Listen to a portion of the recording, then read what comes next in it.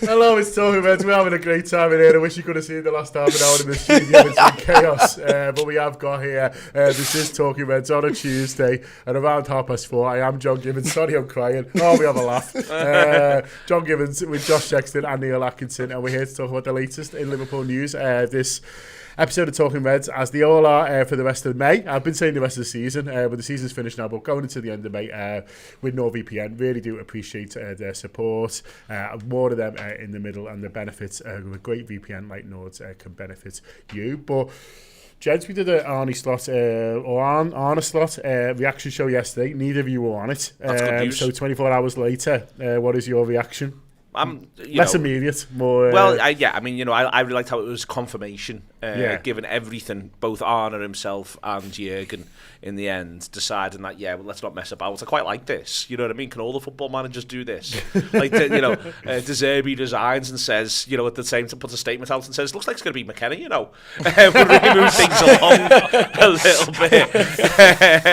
And he's going to slaughter the players and say none of them are fit, but that's fine. We all agree. Yeah, we'll. It's a tacit understanding that you get to go into a job and say, none of them are fit, because you get everyone 6 months. Yeah. And it might screw you this time, but it'll benefit you in the long run. Exactly. Yeah, you've got to. We were all signed up to it. It's an unwritten LMA rule. Yeah. As they go all the way through there. Yeah, I think I'm glad it was done when it was done. There's some people who wanted it to last a little bit longer and all of that sort of stuff. But as soon as the Liverpool Arne Slot has himself confirmed it, and the Liverpool man just chanted his name. So I think at that point we just all need to be grown ups and say that it's starting. Also, I think there's just they're saying that the role will officially start on the 1st of June. It means he's already having conversations, though, if we're all honest about it, even if he wasn't already, you know what I mean? There'll be loads and loads that's ongoing, and that's good, because there's work to be done. I think that's the most important thing.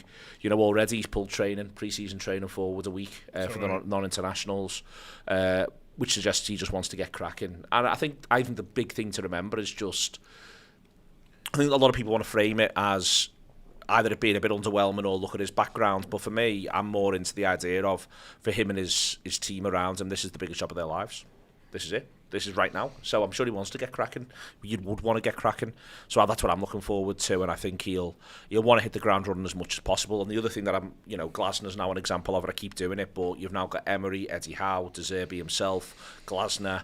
I suspect I'm missing one more. Unai Emery. That's 5 managers out of 20 Premier League clubs who you're able to say, not all the way through for De Zerbi, but who all hit the ground running in the first 6 to 9 months. All of those I've just named there have all had really strong first 6 to 9 months, and some really strong all the way through. So there's no hiding places, but I suspect if he's the character everyone keeps saying he doesn't want hiding places. I reckon he just wants to start work. Yeah, he does want to start, and it is good that it is sort of nice and early, because I thought you were doing a list of managers who've knocked back Bayern Munich, to be honest with you. I feel far away from it. I know, because I was like, well, that's near 7 or 8, to be honest with you, but Bayern are scotching round, and they are one of the biggest clubs in Europe. Barcelona, I can't keep track of. Someone said, he is definitely going now, and I was like, I thought he was always going. I didn't realise there was a bit where he was staying, but it looks like Barcelona sort of going to be looking for a new manager. We still don't know what's going on at Manchester United. Obviously, their season sort of hasn't quite finished yet, but the fact that they've got their chosen man in the end, but the fact that it is all sorted, like Neil says, I'll be shocked if he hasn't started elements of his job already, in terms of, watching games and having conversations around transfers, targets and stuff like that. It does feel like they're going to give him every chance to do what Neil said, which is hit the ground running. Absolutely, and we were sort of talking about this on the Gutter show earlier as well, that there's the structures in place at Liverpool now that ensure that all these things generally happen very smoothly, and you see clubs like Bayern Munich who for years were probably one of the leaders in Europe in terms of having that kind of structure, in terms of looking like almost a model football club in the Bundesliga, and suddenly now they're scratching around for a manager. I mean, Barca have been terribly run for years, really, haven't they? We can make no bones about that, and we're coming into this sort of time of the year now where Liverpool fans might be looking at some of these clubs in the summer and saying, Liverpool are not signing as many players as these clubs, are not doing something that these clubs should be doing or wanting to do.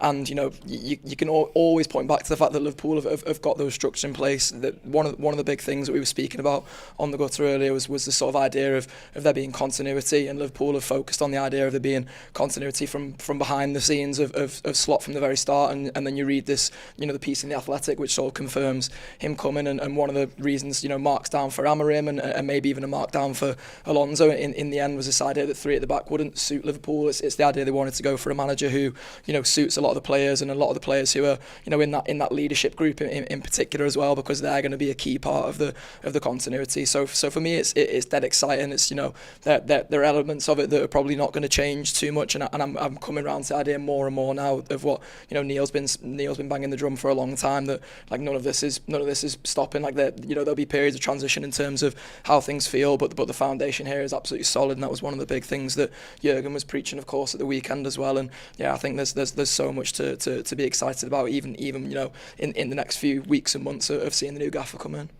All of Josh's Dutch mates like him, which is great. Josh has spent a couple of months now for the Anfield Wrap speaking to the nation and to final supporters and experts, and they all speak really highly of him. Obviously, this is a step up. This is a different level of player. It's a different level of competition in the league that he's used to. But not many managers come to Liverpool having taken a step down. Really, it could be a step. If we're getting someone from the Premier League, it's like, why is he managing the Champions League and things like that? Unless you go and get Pep Guardiola, in terms of what that manager will have done over the last 4 or 5 years, Liverpool is going to be a step up. But like you say, that's exciting for him. That's exciting for the manager. He'll be sort of absolutely relishing it. And if Jurgen's talking about having no energy, I bet Arne Slot's got a bundle of it and ready to go. Yeah, I think that's the main thing. I think he gets to come in and say this is where he's going to test himself and challenge himself.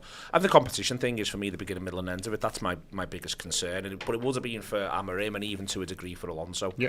And I think that's really just constantly worth bearing in mind. I think that's now the shock. I think that's the thing that's difficult. I think it is the idea of you've got a tough European game on a Wednesday, and then either side of it you're playing just 2 mid-table teams, but one of them's West Ham and the other one's Brighton and Hove Albion. And with everything that they throw at you, you've got to sort of negotiate your way through that. And they can be really, really tough fixtures. And in the middle of it, you might have Bayern Munich away, and that's got to get dealt with as well. And I think that's something which, I think is for me, that is the step up in terms of the week-by-week coaching. I think that is the step up. Because you just get more opportunity, and as I say, I think that's not just. I would argue that the Premier League is verging on unique in that, in a way that even the other, the Italian league and the Spanish league still remain unique. So I think that's going to be the thing for him, the thing for him to get used to, the thing for him to be ready about, and to prepare for. But I think there might be a little thing where it might take 3 months to be fully prepared for it, because you might have to live a couple of them first and foremost. And I think that's where I've got a bit of sympathy and a bit of waiting game. I haven't got tons of it, and I don't mean that in a crass way, and I don't mean it in a rude way. What I mean is, I think that our manager, the one who's leaving, for me, it's an 82-point squad, and he's got 82 points, and that is, and I want to see the start of next season, and I hope I'm saying, at the very least, it's an 82-point squad.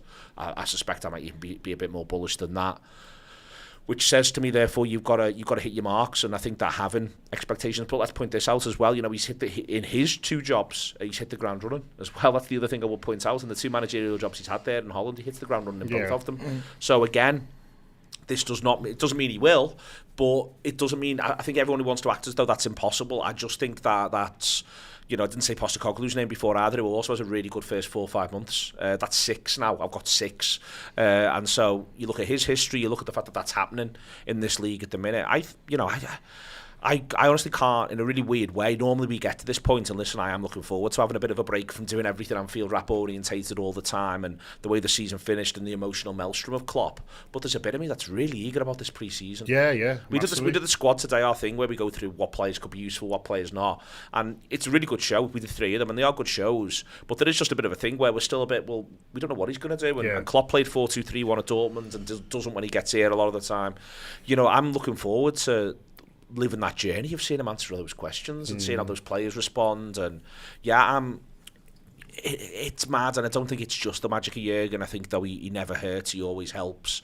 But I do sort of get the impression from a lot of people I'm speaking to as well, people are really upset Jurgen's going, but knocking around Saturday, Sunday, talking to everyone, there was a real sense of, let's do the next thing. Yeah. And if you'd have said in January, if you'd have said that by the time you get to it, everyone will be a bit like, let's see the next thing, I said, no way. I think in March, if you'd have said that, coming back from the League Cup final, we certainly didn't feel like that. Yeah. But now I think there is a real sense of, go on, no, let's see the next thing. And I think Jurgen's helped with that. But I think, as ever, what he's actually done is he's captured the mood as much as anything else. I think that mood was already there or thereabouts. And I think there is an element of, and, don't get me wrong, I'd rather we'd have got well more points at the end of the season. But I think there is a little element there of Liverpool have played 13 on 70 points. And at the end of the season, they're on 82. They could have got to 94. I think there is a little bit of a thing of going, well, this fella said he was tired, and that all looked like it was a bit tired towards the end. Well, all right, let's see what this new fella's got. Any comments coming through on? There's been some good questions already. Actually, there's a nice bit of feedback for the Anfield Wrap in general as well. Patrick Boyle saying thanks to the tour squad for another outstanding season. Those who are unable to live and breathe the club in the city definitely make us all feel close to the city. So cheers, nice mate. One for that, Patrick. Rob W saying Matchday Diary has been a great addition this year, which I can agree with as a regular contributor to it. You've took ownership of part one, I would say, Josh. It's become the Chris Buffet part. Yeah, you guys in the Glen book. Doing bits with bits of snacks. Really made it your own. So Andrew Clifton asks, priority signing you each think we need. More importantly, who do you think Slot will target? Personally, for him, he thinks it's a defensive midfielder. I said on the gutter earlier that I don't think it will be a midfielder. I think the midfield is really well stocked. There's the idea of Stefan Bajcetic coming back. There's Endo, which almost feels like the wild card going into next season because he's the one who allows you to buy some time around Bajcetic, and then all the rest of the options there are great and versatile. Yeah, I mean it's a really good question, and it's an apt one for what we've just done, as you say, Neil. So we do a show called The Squad, and we do it at the start of every summer and do it at the end as well. When the squad's formed. Although we were saying we might do it after a couple of the pre-season games, just when we got a bit more of an idea of how he's going to play. But it's a really useful exercise, isn't it, to Neil? When we finished and we go, that's really good, because you can have in your head the player that you want, and it's but when you actually sort of go through what we've got in each position, and if we do think you play 4-2-3-1, I think if they want to bring in a defensive midfielder, then you're looking at sort of shipping one really, and maybe even a couple, because there's a lot there. And so if you're looking for someone to be starting more often than not, obviously it depends what you want to do with Trent. And so I found myself sort of talking myself out of a defensive midfielder, a little bit, and thinking actually, someone who could play wide forward, I think would be really, really useful. I think that the Trent's defensive midfielder thing, I don't think you can. Basically, I think if you're moving Trent to holding midfield, then you're effectively. So say if you buy, I don't think you can buy a holding midfielder and a right back. It's one or the other, and that's a bit mad, but that's what I think. You're not moving Trent to holding midfield, as you said on that show, so that he doesn't play that many games there. You're moving him to holding midfield because that's where you think he's going to, he's one of the best players in the world, so he's going to play there. Yeah. And then you've got McAllister, who I think we've all been, thrilled by, broadly speaking, over the course of the year. I think we can manage him a little bit differently. And then you go through, Endo's being mentioned, I think Curtis Jones' future's there, I think Gravenberch's future's there. So you sort of go through there and you end up in this situation where actually you're talking, you just end up with too many bodies. So as you say, it's either a massive call, which I don't quite see, of a lot of these younger players, or you're making a decision, which is that Trent stays at right back. And I think that's almost like, for me, more than anything, it'll be a bit of a nightmare on pre-season friendly watch, but I think that will be one of the things you're looking at. Where does it look like he's going to use him? Because I think that tells you the rest. And then, I think that you can always make a wide forward argument. I've always liked Ferguson's maxim that you could always be buying wingers, because the worst case scenario is you've got to sell one at some point, but it's always nice to add them in there as well. But I think that it's a series of choices. It's nothing's compelled, if you sort of see what I mean. Yeah, no, absolutely, and like you say, we'll see how he sets up in those early games and see how he uses people, because there might be other players, we're focusing on Trent, but others who he sees in maybe different positions, and there's 3 or 4 of them in the squad that it's quite easy to make an argument that a manager could use in a different way, certainly if he's using a different formation. Anything else before we want to jump to a break? Just on there's one question which I'll just take from Supernova. You'll never walk alone here. He says the lad on loan at Graz, which is Vít Jaros, will come back to replace Kelleher. I don't think so. I think a serious offer has to come in for Kelleher in the summer anyway. There's every chance that happens, but I think if that does happen, with Adriano also leaving this summer, which someone was talking about a little bit further down the comments about why he didn't get a good buy at the weekend, you still presume that Adrian would leave, wouldn't you, because his contract is up. I think they'll buy someone, to be honest. I don't think it'd be Jaros coming in. I think the next in line for that is Peter Luger, and I think he's still a ways away from the first team. So there is just one more here from Mark Brown. He says, what do you make of Salah's post regarding next season? Do you think that's a solid indication that he intends to come back to be in the shirt come August? Yes. Yeah. 100%. Yeah, he wouldn't do that. He's very careful about everything he does, Mo Salah. So that's him saying, putting this to bed now, I'm playing for Liverpool next year. What happens after that is obviously we'll have to sort of wait and see. But I mean, maybe he doesn't even know yet. But I think what he does seem to know is that he wants to be top scorer next season. I think he wants to play Champions League football, and I think he wants to win the Champions League, and I think he thinks he can do that with Liverpool. But I think the last thing is the missed Mo Salah beat is I think Mo Salah absolutely loves playing for Liverpool. I think he loves it. And we all presume he's some sort of very clever, canny professional, and he is that as well. But I think he also just absolutely loves Liverpool. Yeah, and absolutely fair play to him, and you can see what it means to the family as well when they were on the pitch, and great to see. His girl still knows where the back of the net is. We're still sort of seeing that.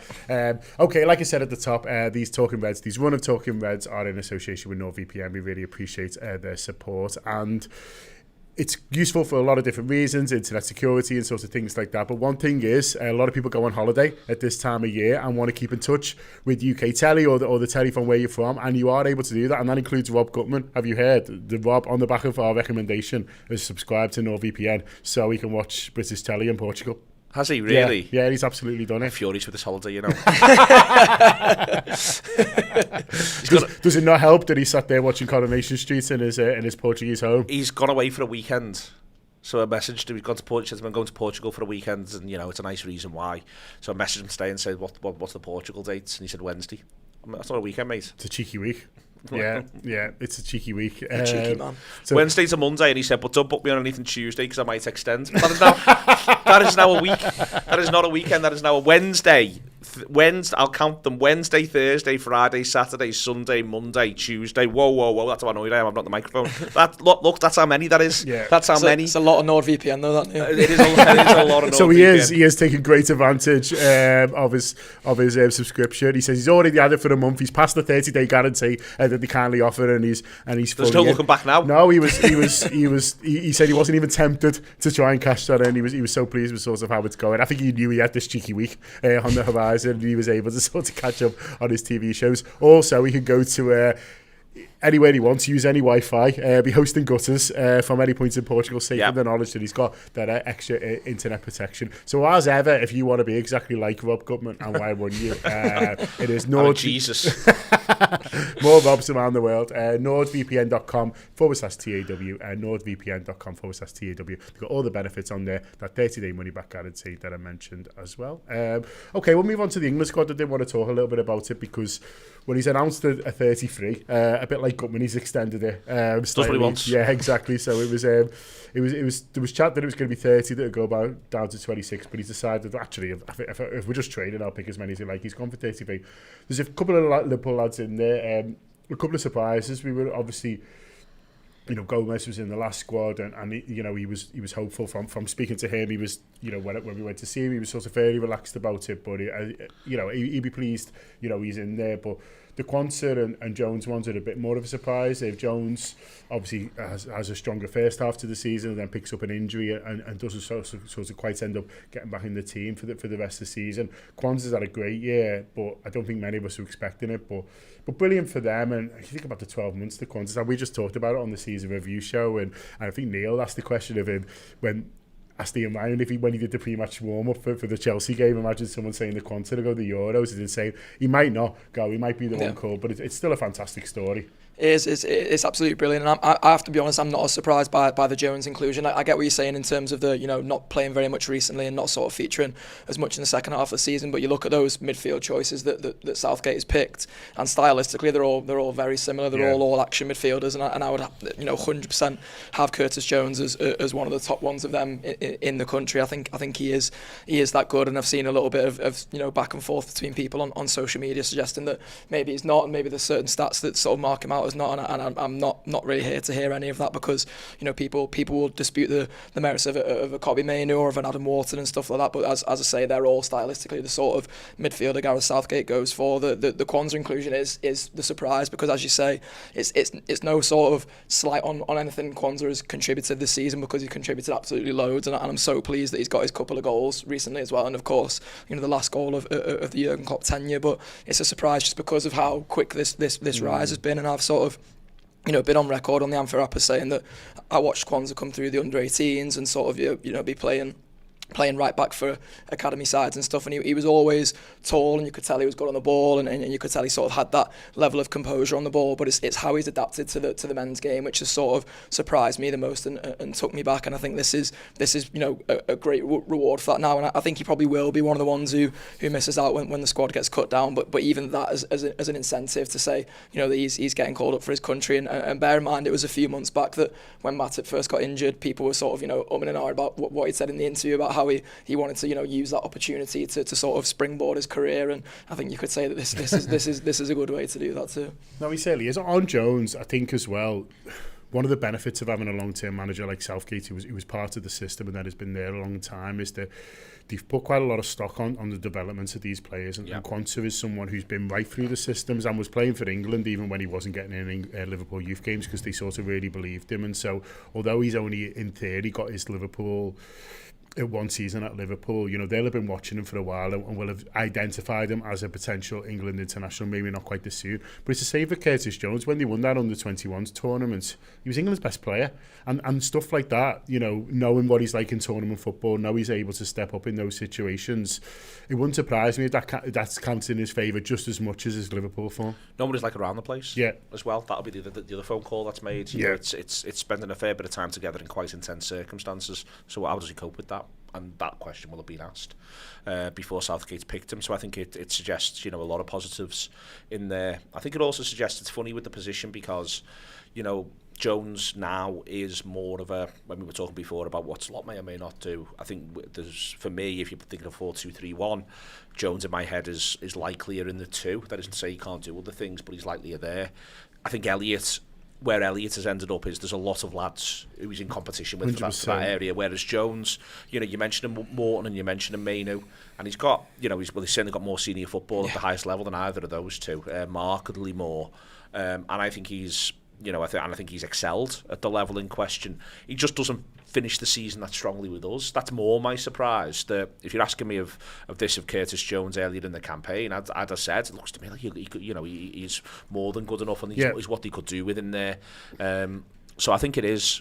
I think it shouldn't be that much of a surprise. What the biggest surprise is just it's coincided with him not getting Liverpool games. Because one of the things I would say I'd have thought was markedly in Quanza's favour is he's just ended the season playing. And playing well, and if you are if you're an international manager, that's one of the things you're looking for. You're also maybe able to make the noise of not that many miles on the clock either over the course of the campaign. So all of that begins to feel good. So yeah, those lads will be pleased, and I'm pleased for them. I'm still not necessarily Euros ready. It's worth saying in any way, shape or form. I'm staggered. There's other football. I really am. Like I'm almost mildly resentful of the Champions League final at this point. I'm like, can they not just postpone that? What's the point? In there as well, I am a little bit like, oh God, it's the Europa League final tomorrow night, and I hope Atalanta win it. In all seriousness, nothing nasty about Xabi. I just think that they were great at Anfield and for that coach and for that club. But I'm still a little bit like, I just would rather that it wasn't happening. Can we just why can't we play that the first week of August? So I think we'll need to get there beyond that. Hopefully those lads won't feel that way if they're all excited about it, and I hope they are excited and pleased.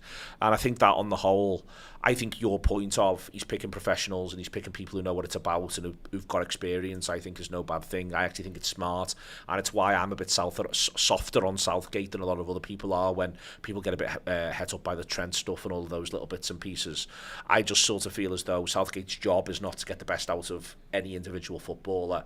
It's to guide a group of players through an international tournament, and he's not necessarily going to do that by playing the most unbelievable free-flowing football in the world at all points. His job's just to get results. Yeah. When you get to this point, his job's just to get results.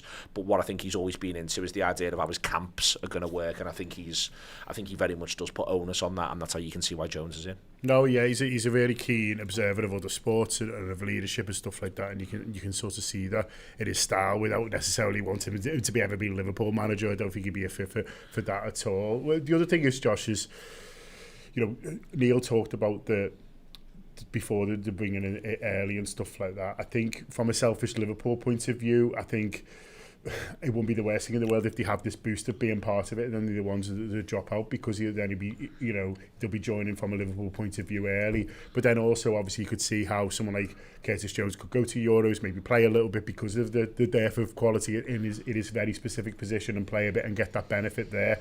It feels like there's different wins to be had. I think what would be maybe the shame is if a few of them sort of go away, don't play at all, and then the manager's getting it a little bit later. From a purely selfish Liverpool point of view, I think that's the sort of least favoured option. Yeah, and I think that's where you sort of come back to the players' desires, really, isn't it? And I'll sort of be quicker because I'm getting a bit wary of time, because Neil's doing serious at 5, isn't he? So I'm definitely more on the sort of side of it being a nice incentive for Kwanzaa and maybe not making the final squad. But for Gomez and Jones, I think those are two lads. And listen, Jones maybe sort of more 50-50 on it. I think if you're Gomez, you want to be in that squad. He's been in England squads in the past and stuff like that. So I think that's a good sort of next step for him now is to try and make himself a more regular fixture in that. And I know some people don't care about international footy. I'm someone who doesn't necessarily care about international footy, but for me that feels like a nice reward for Jones and all the progress he's made over the years. Yeah, absolutely. Well, we'll see how they go. We'll see who gets into the 26, but we're going to leave it there. Thanks again to NordVPN. A couple more at the end of the month with them. We're going to say goodbye to Josh. Neil's going to run off and do Sirius. Yeah. And if you're on holiday, as long as you're not Rob Gutman, we hope you have a lovely time. A VPN, short for Virtual Private Network, is a cybersecurity tool for privacy and security. When you connect to it, a VPN creates a secure tunnel and secures data traveling between you and the VPN server. Encryption scrambles data, so to anyone outside the encrypted tunnel, the information looks like gibberish, meaning no snoops can sneak a peek at your online activity. NordVPN ensures that you can browse safely and privately in just a few clicks.